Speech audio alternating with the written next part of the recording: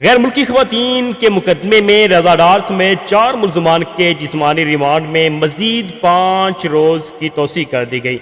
اس طرح منتہا زیادتی کیس میں اگر رسلان کا بھی ریمانڈ لے کر گرفتار پیش کرتے رہے تو تب تک ڈی این اے رپورٹ بھی آ جاتی اور ثابت ہونے پر پار کیا جاتا۔ جلد بازی کیوں کی اور ماورائے عدالت قتل کیوں کیا؟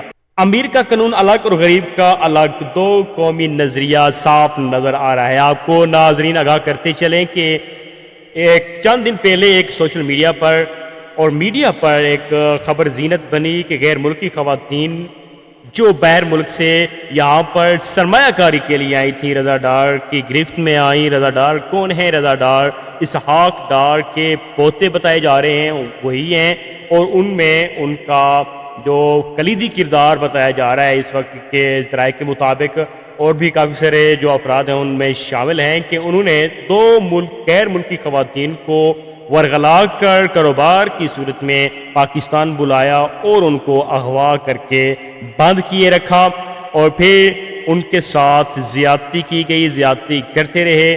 راستے میں دوسری جگہ شفٹ کرتے ہوئے راستے میں گاڑی ٹکرا گئی، اور گاڑی ٹکرانے سے لڑکیاں جو تھیں غیر ملکی خواتین تھیں وہ چھلانگ لگا کر بھاگ گئیں اور قریبی دکان میں بھاگ کر اندر گئیں اور 15 پر کال کی۔